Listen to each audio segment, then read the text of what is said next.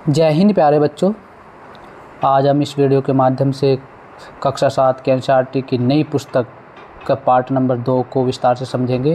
पाठ का नाम है 3 बुद्धिमान। यह कहानी बड़ी रोचक और शिक्षाप्रद है और आपको बड़ा मज़ा आएगा इसको पढ़ने में, तो आप इस वीडियो के अंत तक बने रहे। आज जिन बच्चों ने इस चैनल को सब्सक्राइब नहीं किया है वो चैनल को सब्सक्राइब कर लें। अगली वीडियो में हम इस पाठ के प्रश्न उत्तर को हल करेंगे, एक्टिविटी को हल करेंगे, तो आप हमारे साथ बने रहिए। चलो शुरुआत करते हैं। 3 बुद्धिमान। कहानी का नाम है 3 बुद्धिमान। तो एक समय की बात थी कि एक निधन व्यक्ति के 3 बेटे थे। वह प्राय अपने बेटों से कहता, मेरे बेटों, हमारे पास ना तो रुपया है, ना पैसा है, ना सोना चांदी है, इसलिए तुम्हें एक दूसरे प्रकार का धन संचित करना है। वह वस्तु और स्थिति को पूर्णतः समझाने और जानने का प्रयास करो। मतलब वो कहते थे कि ना तुम्हारे पास कोई धन है, ना पैसा है, ना रुपया है, ना सोना चांदी है, जो जिससे तुम अपने भविष्य का गुजारा कैसे कर सकते हो। तुम्हारे पास एक ही चीज़ है, वह है तुम्हारे पास तुम्हारी बुद्धि, तुम्हारा विवेक, जो तुम्हें आगे बढ़ा सकता है। तो उसी के संदर्भ में यहाँ पर वो अपने बेटों को सचेत कर रहे हैं या गाइड कर रहे हैं, आप कह सकते हो कि इसलिए तुम्हें एक दूसरे प्रकार का धन संचित करना चाहिए। हर वस्तु और स्थिति में पूर्ण समझने और जानने का प्रयास करो। कुछ भी तुम्हारी दृष्टि से न बच पाए। दृष्टि मतलब सोचना या जो नज़रिया है या देखने का जो नज़रिया है उससे ना बच पाए। रुपये पैसे के स्थान पर तुम्हारे पास पैनी दृष्टि होगी। पैनी दृष्टि मतलब देखने की दृष्टि, सोचने समझने की दृष्टि, ठीक है। और सोने चांदी के स्थान पर तीव्र बुद्धि होगी। ऐसा धन संचित कर लेने पर तुम्हें कभी किसी प्रकार की कमी न होगी और तुम्हें दूसरों की तुलना में उन्नीस रहोगे। मतलब तुम दूसरों से हमेशा आगे ही रहोगे अगर तुम्हारे पास विवेक है, बुद्धि है, चीज़ों को समझने परखने की शक्ति है या दृष्टिकोण है, तो आप उन जिनके पास धन है उससे भी ज़्यादा आप धनवान होंगे।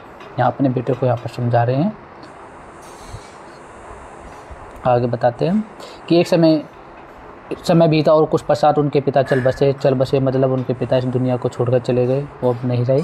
बेटे मिलकर बैठे, वे बेटे बैठते हैं और उन्होंने सारी स्थिति को पर विचार किया, सोचा समझा। फिर वे बोले, हमारे लिए यहाँ कुछ तो करने को नहीं है। जहाँ पर वो रह रहे थे उनके लिए यहाँ पर कुछ करने को नहीं था, तो आओ घूम फिर कर जगत देखे। जगत मतलब संसार,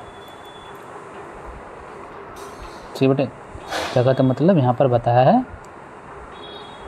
संसार, दुनिया। आवश्यकता होने पर हम चरवाहों या खेत में श्रमिकों का काम कर लेंगे। चरवाहा मतलब जो पालतू जानवरों को खेतों में जंगलों में चराते फिरते हैं, उनके लिए कहा गया है। श्रमिक काम कर लेंगे। हम कहीं भी क्यों न रहें लेकिन भूखे नहीं मरेंगे। हमारे पास हमारे पिता का दिया हुआ बुद्धि है, दृष्टि है, उन्होंने जो शिक्षा दी है वो है हमारे पास। हम कुछ ना कुछ काम कर अपना जीवन बसर कर लेंगे। अतः वे तैयार होकर यात्रा पर चल दिए, वो वहाँ से निकल जाते हैं। उन्होंने सुनसान वीरान घाटियाँ लांगी और ऊंचे ऊंचे पहाड़ों को पार किया। और वहाँ से जाते हैं, उन्होंने वीरान सुनसान जंगल, ऊंचे ऊंचे पहाड़ों को पार कर इस तरह वे लगातार 40 दिनों तक चलते रहे। उनके पास जितना खाने पीने का सामान था अब तक समाप्त हो गया था। वे थक कर चूर हो गए थे और उनके पैरों में छाले पड़ गए थे। जो उनके पास सामान था, जो लेकर चले थे, वो खाने पीने का, वो सब ख़त्म हो गया था। पैसे भी ख़त्म हो गए थे। अब वो थक चुके थे पैदल चलते चलते और उनके पैरों में छाले पड़ गए थे। किंतु सड़क तीखी समाप्त होने का नाम ही नहीं ले रही थी। वे अपनी मंजिल पर पहुंचना चाह रहे थे, जहाँ पर वो आराम से रह सके, उन्हें उनकी पहचान बन सके। लेकिन वो रास्ता जो उन्होंने तय किया था वो समाप्त नहीं हो पा रहा था। वे आराम करने के लिए रुके और पुनः आगे चल दिए। फिर थोड़ी देर आराम करते, फिर आगे चल देते, आराम करते, आगे चल देते। ऐसे ही वो 40 दिनों तक चलते रहे। अंत में उन्हें अपने सामने वृक्ष और मकान दिखाई दिए। वे एक बड़े नगर के पास पहुँच गए। ये रहे बेटा, आप देख रहे हो 3 नगर दिखाई दिया ना, पहुँच गए। आगे देखो, तीनों भाई बहुत प्रसन्न हुए और शीघ्रता से पग बढ़ाने लगे। पग मतलब पैर, कदम, ठीक है, कदम बढ़ाने लगे। जब वे नगर के बिल्कुल निकट पहुंच गए तो सबसे बड़ा भाई अचानक रुका। उसने धरती पर दृष्टि डाली और बोला, थोड़ी ही देर पहले यहाँ से कुछ बहुत बड़ा ऊँट गया है। उन्होंने देखने की जो दृष्टि थी दूसरों से अलग थी, उनके पिताजी ने उनको यह बात सिखाई थी। वे तीनों भाई थोड़ा और आगे बढ़े तो मझला भाई यानी कि बड़े से छोटा रुका और सड़क के दोनों ओर देखकर बोला, उसने सड़क के दोनों तरफ देखा और बोला, संभवतः है कि वहां वह एक ऊंट है जो एक आंख से नहीं देख पाता। तो वे कुछ और आगे बढ़ गए और सबसे छोटे ने कहा, फिर ऊंट पर एक महिला और एक बच्चा सवार है। ये अभी तक वो अंदाजा लगा रहे हैं, अंदेशा लगा रहे हैं, जो भी उन्होंने अपने शिक्षा ग्रहण की अपने पिता के माध्यम से, उसी का वो प्रयोग यहाँ पर कर रही है। तभी बच्चों कहते हैं कि शिक्षा बहुत अनिवार्य है, शिक्षा प्राप्त करते रहना चाहिए, ठीक है, और आगे बढ़ते रहना चाहिए। बिल्कुल सही, दोनों बड़े भाइयों ने कहा और वे तीनों फिर आगे बढ़ चले। भैया दोनों बड़े भाइयों ने कहा और ये बातें हुई इनमें, फिर वो आगे चल दिए। कुछ समय पश्चात एक घुड़सवार उनके पास से निकला। सबसे बड़े भाई ने उसकी ओर देखकर पूछा, घुड़सवार, तुम किसी कोई भी वस्तु को ढूंढ रहे हो? उन्हें अंदेशा हुआ कि ये जो घुड़सवार है वह कुछ ना कुछ ढूंढ रहा है। तो घुड़सवार ने घोड़ा रोककर उत्तर दिया, हाँ, मैं एक चीज को ढूंढ रहा हूं।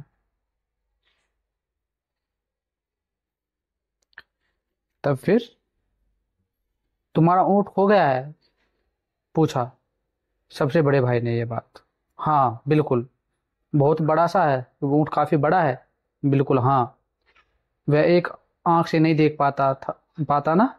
बीच मतलब मजले यानी कि बड़े छोटे ने पूछा कि एक आंख से नहीं देख पाता ना वह ऊंट? तो उसने कहा हाँ। एक फिर छोटे ने सबसे पूछा कि उस पर एक महिला एक छोटा बच्चा सवार है ना? तो घुड़सवार ने तीनों भाइयों को शंका की दृष्टि से देखा। शंका यानी मतलब शक की दृष्टि से देखा। इन्हें कैसे पता? इन्होंने तो शायद इन्हीं के पास मेरा ऊंट होगा। अब यह बात उसे ऐसी प्रतीत हुई घुड़सवार को।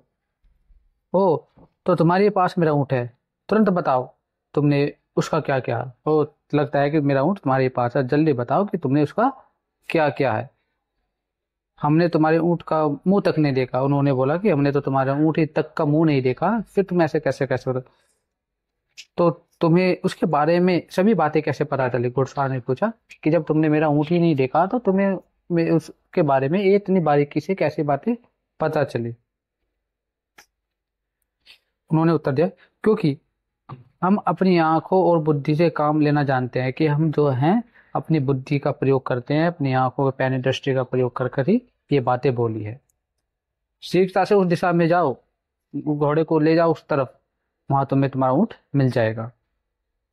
नहीं, ऊंट के स्वामी ने उत्तर दिया, मैं उस दिशा में नहीं जाऊंगा, मेरा ऊंट तुम्हारे ही पास है। नहीं, मैं नहीं जाऊंगा। तुम मुझे भगाना चाहते हो कि तुम इस दिशा में मुझे भेज दोगे, तुम यहाँ से निकल जाओगे तो मुझे मेरा ऊंट नहीं मिलेगा। मैं नहीं जाऊंगा, तुम मुझे झूठ बोल रहे हो और तुम्हें ही मुझे उसे लौटाना पड़ेगा।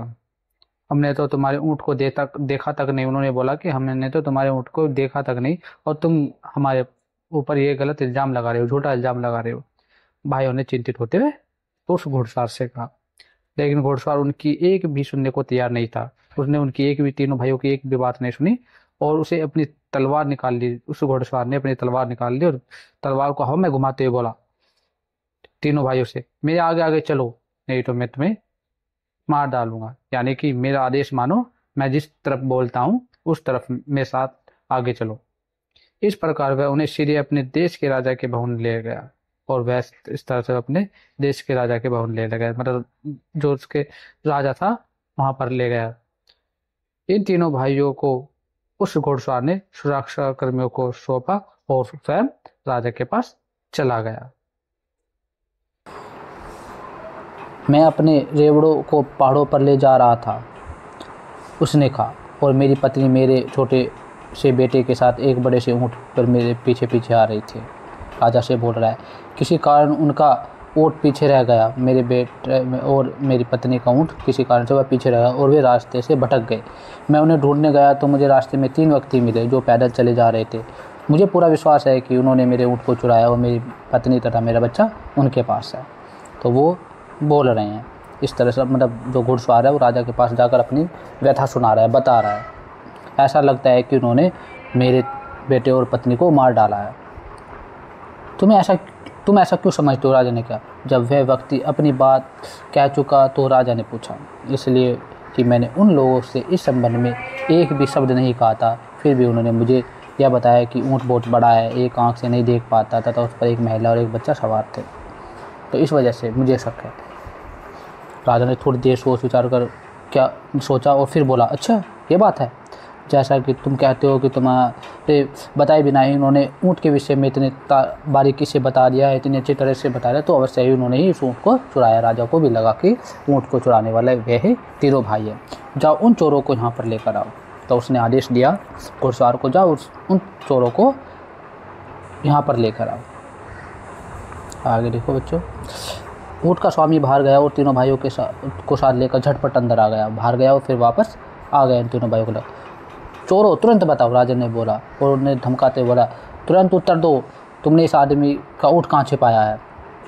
हम चोर नहीं है, उन्होंने बोला तीनों भाइयों ने, और हमने ना इसका ऊँट कभी देखा है। तब राजा बोला, इस व्यक्ति के कुछ भी बताए बिना तुमने ऊँट के विषय में इतना बिल्कुल सही सही कैसे बता दिया?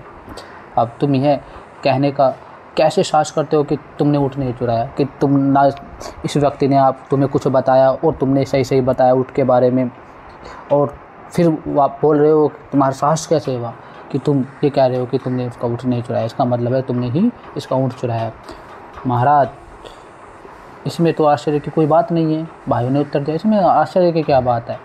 बचपन से ही हमें ऐसी आदत पड़ गई है कि हम कुछ भी अपनी दृष्टि से नहीं चूकने देते। आगे,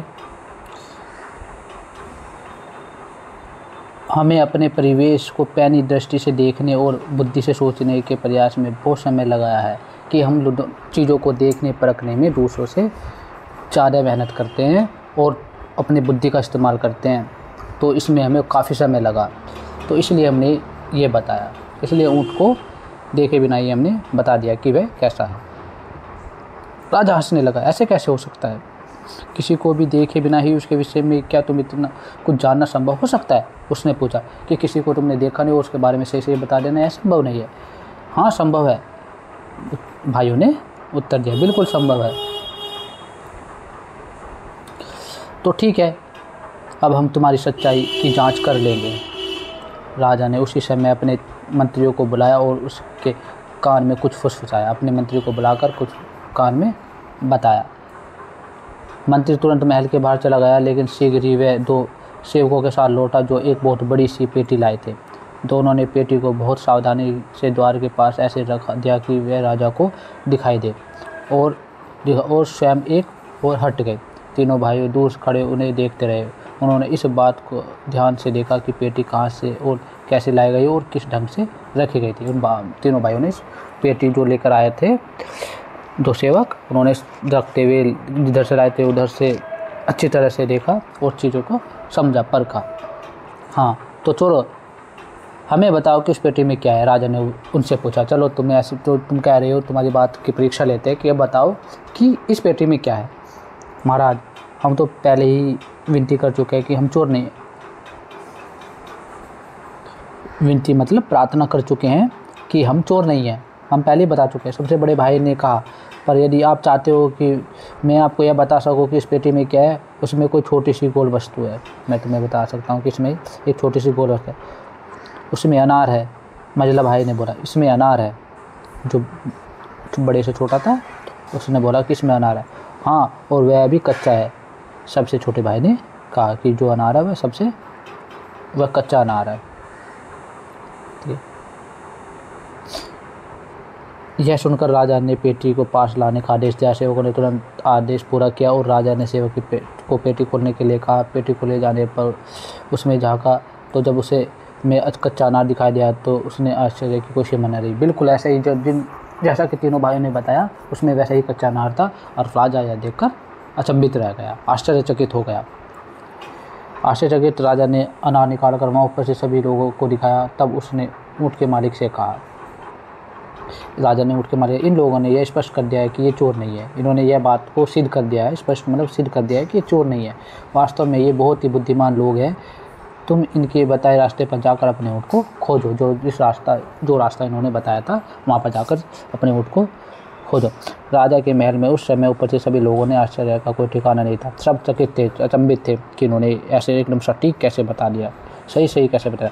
किंतु सबसे बढ़कर तो राजा स्वयं चकित था। उसने सभी तरह के अच्छे और स्वादिष्ट भोजन मंगवाए और लगा इन भाइयों की आवाभगत, मतलब उनकी आवाभगत की, मेहमान नवाजी की, उनकी इन तीनों भाइयों की। तुम लोग बहुत निर्दोष हो, मतलब बिल्कुल निर्दोष हो, और जहाँ भी जाना चाहो जा सकते हो, किंतु जाने से पहले तुम मेरे मुझे सारी बात विस्तार से साथ बताओ। तुम्हें ये कैसे पता चला कि उस व्यक्ति का ऊँट खो गया, और तुमने ये कैसे जाना कि ऊँट कैसा था? सबसे बड़े भाई ने कहा, धूल पर उसके पैरों के चिन्हों से मुझे पता चला कि कोई बहुत बड़ा ऊँट वहाँ से गुजरा है। जब मैंने उसके पास से जाने वाले घुड़सवार से अपने चारों ओर नज़र दौड़ाई देखा तो उस समय मेरी समझ में यह बात आ गई कि वह क्या खोज रहा है। ठीक, आगे देखो।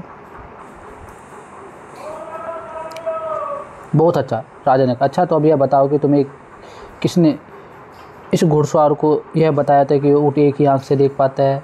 उसका तो सड़क पर चिन्ह नहीं रहा होगा, मतलब उसका तो चिन्ह नहीं, चलो पैरों के निशान देख के बता देता है कि यहाँ से कौन सा जानवर गया है, लेकिन एक आँख से अंधा है, कैसे पता मतलब चला कि एक आँख से नहीं देख पाता है ऊँट? मैंने इस बात का अनुमान ऐसे लगाया कि सड़क के दाईं ओर की घास तो ऊँट ने चर रखी थी। जिधर से ऊँट जा रहा था तो जिस तरफ की आँख ठीक थी उस घास को चर रखा था, खा रखा था। बाईं ओर की घास जो कि तो थी, मझले भाई ने उत्तर दिया। बहुत उत्तम, राजा ने कहा। तुम में से यह अनुमान किसने लगाया कि उस पर बच्चों के साथ एक महिला सवार थी? छोटे ने बोला, मैंने देखा कि एक स्थान पर ऊँट के घुटने टेक कर बैठने के चिन्ह बने हुए थे। उसके पास ही रेत पर एक महिला के जूतों के चिन्ह दिखाई दिए, साथ ही छोटे छोटे पैरों के चिन्ह थे, जिससे मुझे पता चला कि महिला के साथ एक बच्चा भी था। कि महिला वहाँ पर उतरी होगी, ऊँट बच्चा और महिला उस ऊँट से उतरे होंगे, तब वो बैठ गया होगा। तो इस वजह से हमने अंदाज़ा लगाया कि उसके साथ महिला और बच्चा था। अरे बहुत अच्छा, तुमने बिल्कुल सही कहा, राजा बोला। लेकिन तुम लोगों को यहाँ यह कैसे पता चला कि पेटी में कच्चा अनार है? यह बात तो मेरी समझ में बिल्कुल भी नहीं आ रही कि तुमने कैसे अंदाज़ा लगाया कि इस पेटी में अनार है, वो भी कच्चा। सबसे बड़े भाई ने कहा, जिस तरह दोनों व्यक्ति उसे उठा कर लाए थे वे बिल्कुल स्पष्ट था कि वह थोड़ी भी भारी नहीं है। जब वे पेटी को रख रहे थे तो मुझे अंदर से किसी छोटी सी गोल वस्तु के लुढ़कने की ध्वनि सुनाई दी। मझला भाई बोला, मैंने ऐसा अनुमान लगाया कि चूँकि पेटी उद्यान की ओर से आई थी, बाग की तरफ से आई थी, और उसमें कोई छोटी सी गोल वस्तु है तो वह अवश्य यह अनार होगा। कारण है कि आपके महल के आसपास अनार के बहुत सारे पेड़ लगे हुए हैं। बहुत अच्छा, राजा ने कहा। और उसने सबसे छोटे भाई से पूछा, लेकिन तुमने ये कैसे पता था कि अनार कच्चा है? उसने कहा, इस समय उस उद्यान में यानी बाग में सभी अनार कच्चे हैं, यह तो आप स्वयं ही देख सकते हैं। उसने उत्तर दिया और खुली हुई खिड़की की ओर संकेत कर दिया। राजा ने बाहर देख तो पाया कि उद्यान में लगे सारे अनार और सभी वृक्ष पर कच्चे अनार लटक रहे हैं। राजा ने तीन भाइयों के असाधारण पेन दृष्टि और तीक्ष्ण बुद्धि से चकित रह गए कि इतनी बारीकी से देखने समझने की शक्ति से वो अचंभित हो गए। राजा, धन संपत्ति या सांसारिक वस्तुओं की दृष्टि से तो तुम धनवान नहीं हो, लेकिन तुम्हारे पास बुद्धि का बहुत बड़ा कोष है। तुम्हारे पास धन संपत्ति नहीं है सांसारिक दृष्टि से, लेकिन तुम बहुत ज़्यादा धनवान हो क्योंकि तुम्हारे पास बुद्धि का बहुत बड़ा कोष है, तुम्हारे पास बुद्धि है, विवेक है। उसने प्रशंसा करते हुए कहा कि उन्हें अपने दरबार में रख लिया, और उन तीनों भाइयों को अपने दरबार में रख लिया। ठीक है बेटा, इस तरह से बेटा ये कहानी ख़त्म होती है। आपको उम्मीद है कि ये कहानी समझ में आई होगी। वो बड़ी रोचक शिक्षाप्रद कहानी है। और जब हम किसी वस्तु को देखते हैं या चीज़ों को देखते हैं, अपने आसपास के माहौल को देखते हैं, तो हमें अपने आँखों, अपनी दृष्टि को एकदम पैनी दृष्टि से देखना चाहिए, विवेक का इस्तेमाल करना चाहिए, बुद्धि का इस्तेमाल करना चाहिए, जिससे हमारी दृष्टि भी, सोचने समझने की शक्ति भी इस तरह से बन सके। ठीक है बेटे, उम्मीद है कि आपको ये कहानी समझ में आई होगी और ये वीडियो आपके लिए बहुत लाभदायक रहा होगा। और आप इस चैनल को बच्चे सब्सक्राइब कर लें। अगले वीडियो में हम इस पाठ के प्रश्न उत्तर पर बात करेंगे। जय हिंद बच्चों।